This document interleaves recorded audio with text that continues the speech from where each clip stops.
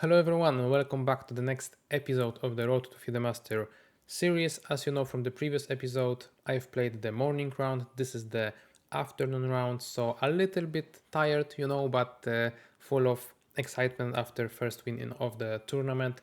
I got into the second round of the day and I got myself quite an interesting pairing because I was playing with black pieces against an Indian player, Patil Priyanshu, rated just a little bit under myself, but with FM title, right? Which I am going towards. And from what I saw on his FIDE profile, I mean, I was just amazed. Like, how is it possible, guys? I will show it to you. I was playing a player that was of 23 years old. So in the 2023, he was 21 years old. So all you are, hearing here and there is the Indian prodigies taking over the chess world, all the young guys getting their CM titles, FM titles, all that stuff. And in here you have a guy that at the age of 21 was rated slightly above 1800, not that crazy as for the Indian standards, right?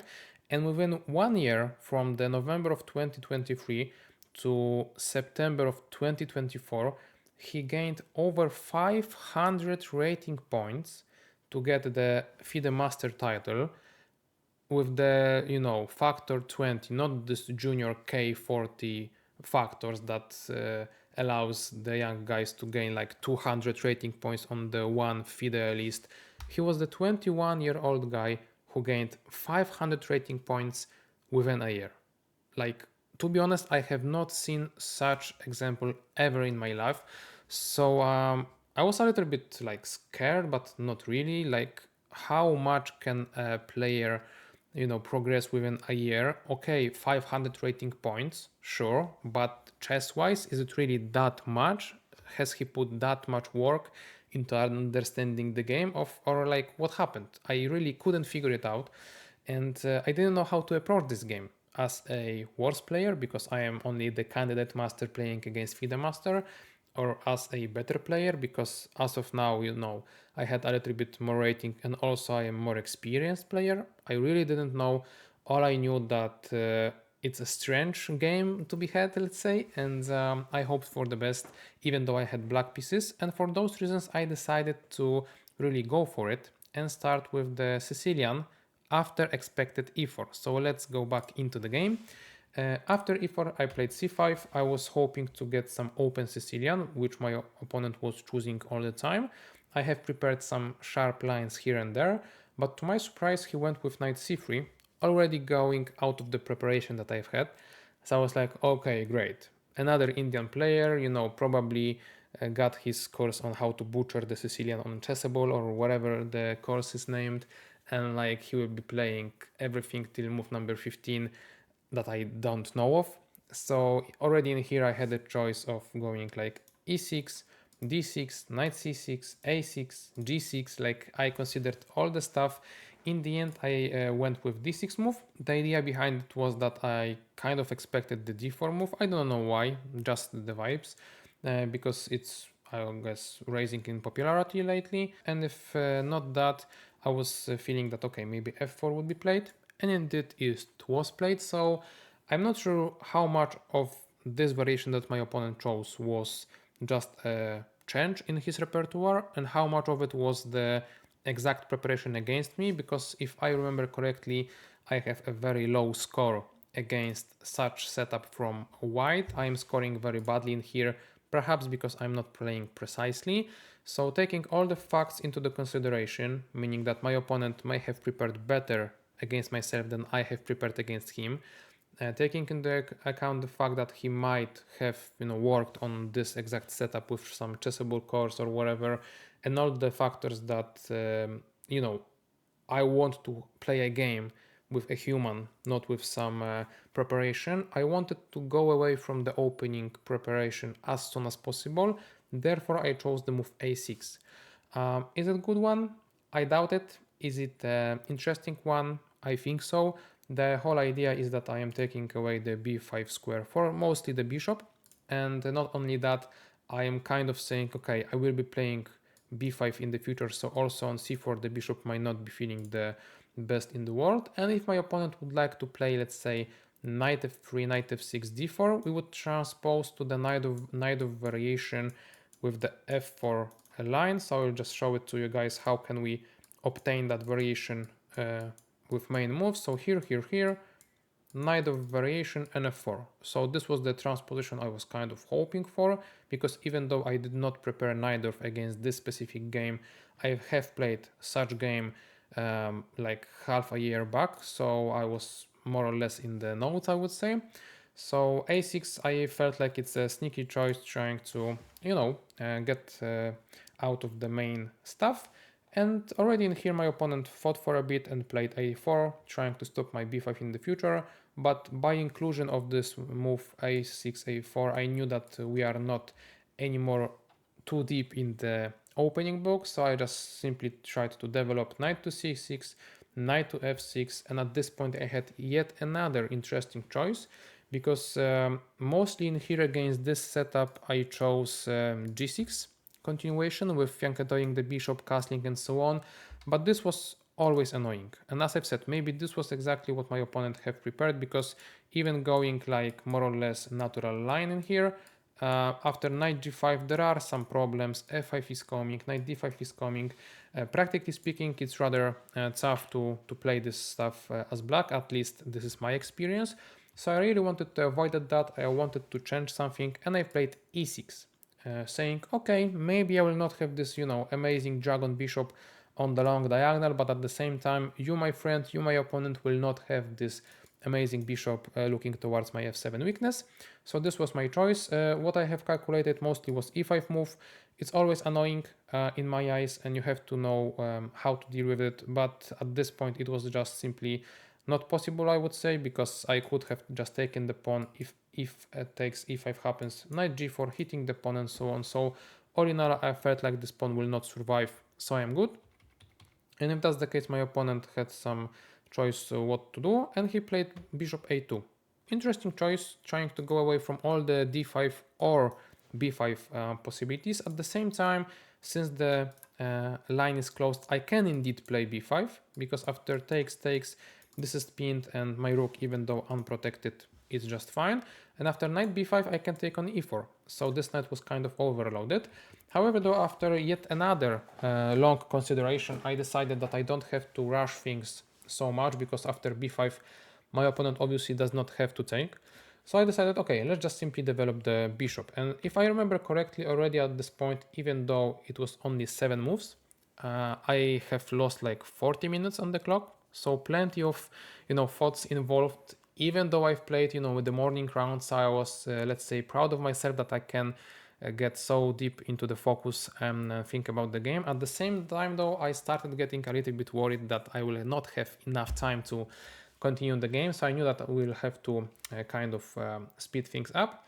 After castle, I castled. After d3, I played d5, all of which is the natural way of playing. Knight e5 is a good attempt from my opponent that I have initially missed. I don't know why, maybe just because I wanted to make up some time troubles and play faster, but in the end it turned out to not be such a great option, because I have knight before.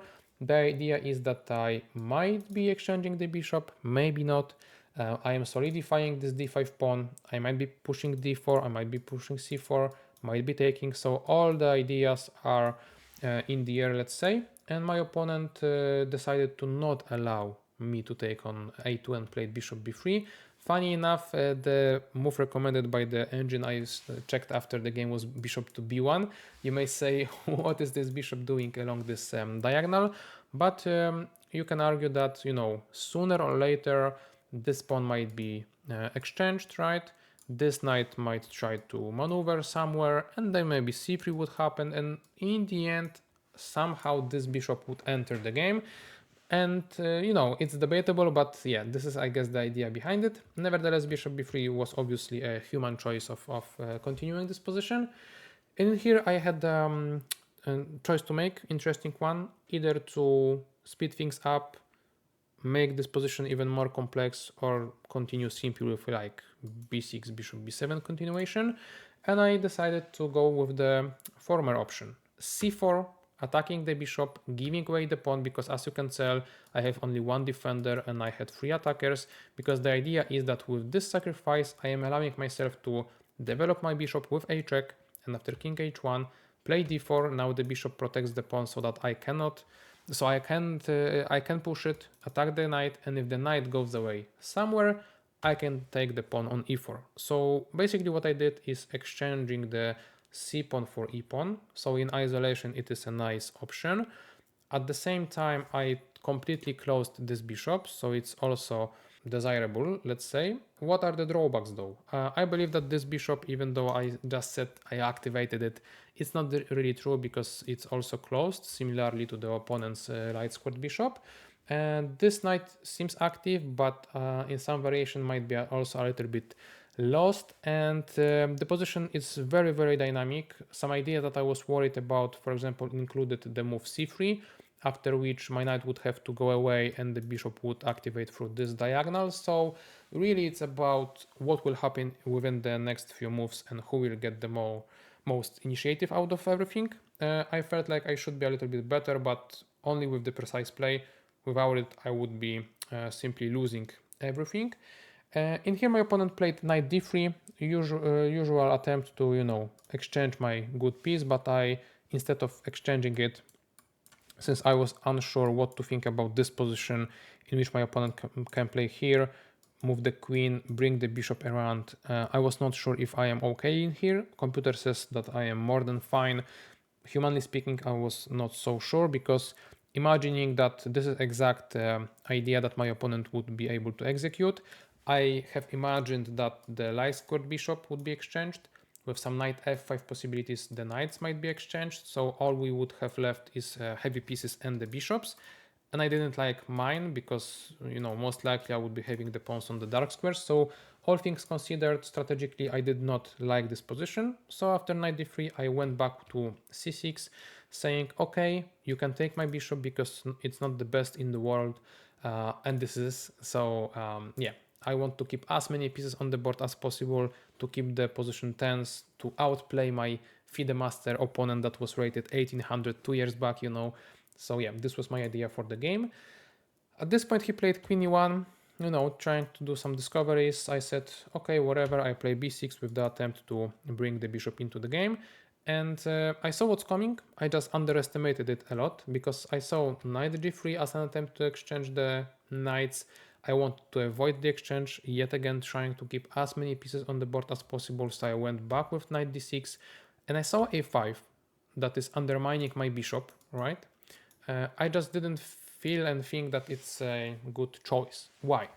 Because I felt like I can simply ignore it, play bishop b7, and if my pawn is taken, I can take with the queen, and I got what I wanted. I developed the bishop, my other bishop is protected, and I will be playing rook a to e8, maybe a5, maybe some piece to b4. Like, all in all, I feel coordinated well and so on. However, since my queen is out of play in terms of the king side, f5 is the move suggested by the computer, trying to open up the situation here with the idea that if I exchange everything, now the rooks come into play and my bishop is attacked and I am in a bad spot, let's say.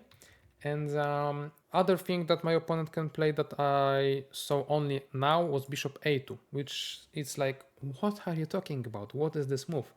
Well, the move is kind of tricky. The b4 is coming and my bishop is locked. So that is what I mostly missed about putting the knight back to the 6, that my bishop is locked in a sense that it cannot move, and adding to the fact that it's undermined too.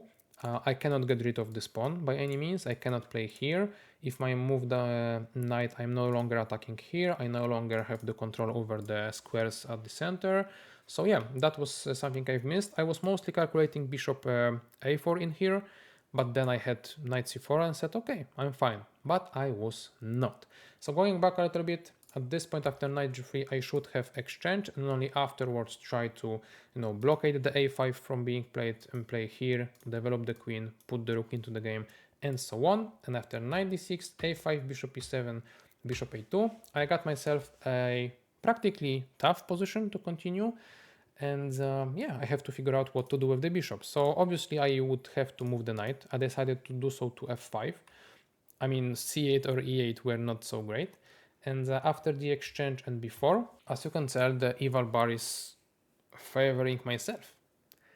While from the distance, it seemed like I might be losing in here because, well, I have to drop back the bishop, right? Like to here maybe. He will take, I take, he will push, like opening up this bishop, having the passer. My bishop is passive, I have doubled pawns, this one is blocked. Like all in all, strategically, I don't have really that much going on. I would have to be really precise in terms of rerouting my pieces onto the good squares. So like, what's going on? Why did the eval bar dropped? So even though I did not estimate a5 properly and missed bishop a2 as a follow-up, I now knew that after knight f5 I might be having some tricks. What are the tricks? Well, we'll see. Knight f5 takes before. I played rook e8. Initially from the distance I only looked at this as the attempt of creating a space for my bishop to go back. So bishop f8 with the idea to later on bring it to life yet again through g7 square maybe or something like it.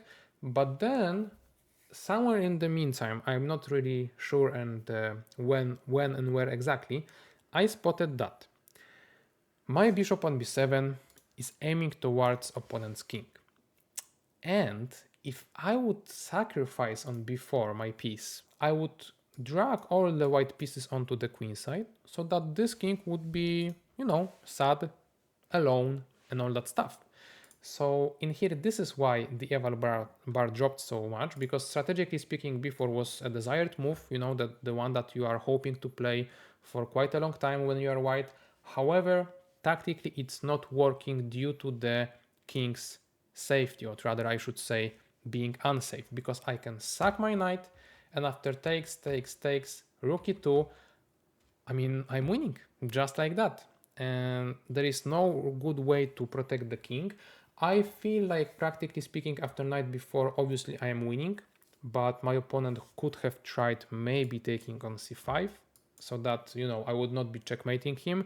At the same time though, I have one more pawn. This bishop is so bad that you can basically throw it out the window and you would not even notice that it's gone. It's missing because it cannot enter the game effectively in a short time. And all in all, yeah, I would be winning. But accepting the sacrifice was even worse, I would say, because, yeah, as I've said, there is no clear way how to proceed with the defense. Why? What are the threats in general? Well, first of all, I can try to take on g2 with the rook, trying to deliver the windmill tactic, and, you know, then by some discoveries, let's say opponent does nothing, yeah, I have rook g4 here, takes, checkmate. So this is one threat, let's say. So since the g2 square is so vulnerable, I mean, the obvious way to continue in here would be to simply try to protect it. So rook g1 is the move that you somewhat might expect. And as black, you have to know the follow-up, because you don't.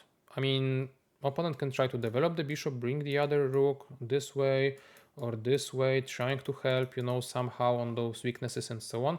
But I knew that at this point I have queen h4.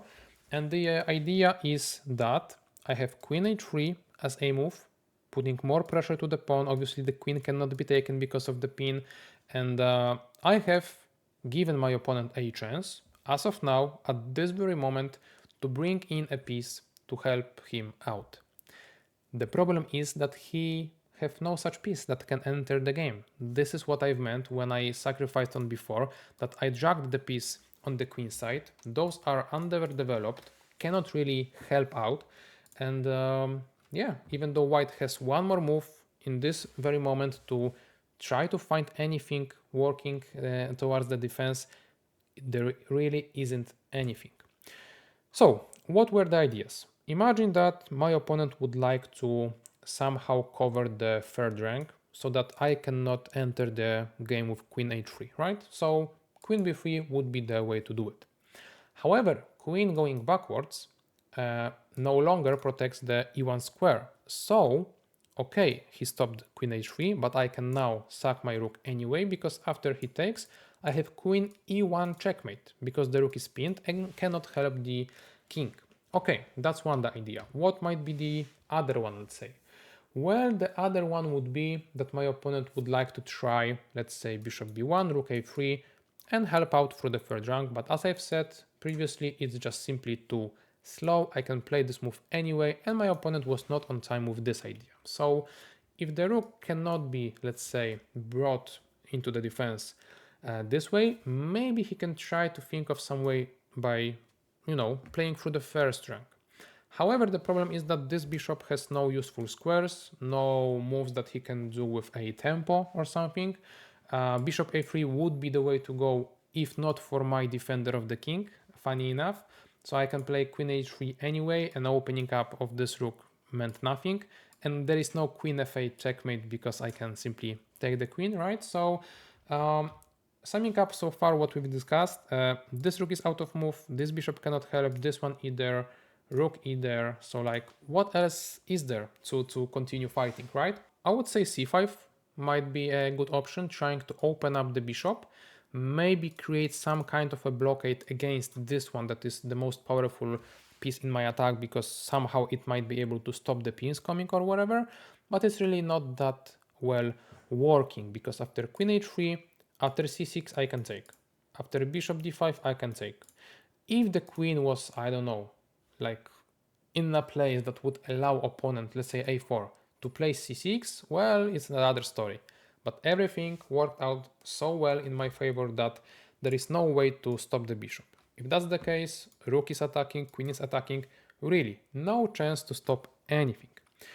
Bishop f7 was the one last creative try to make anything happening, because obviously I cannot really take the bishop because of queen c4 check, and there are some problems.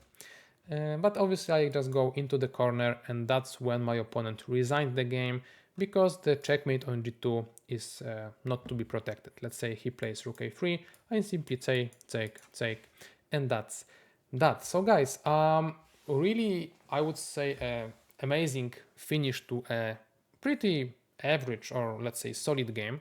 I am very happy with my opening choices in this one, that led to a complex game against the opponent that, yet again, I am not sure what to think about even after the game and the whole tournament. I don't know what his true level is. And with that, I scored 2 points in this double round, so always nice feeling. As of now, thank you all for watching. If you liked this game as much as I did, I feel and hope that it deserved a like, so please remember to give the thumbs up. And with that, thank you all for watching. We'll see each other tomorrow. Bye bye.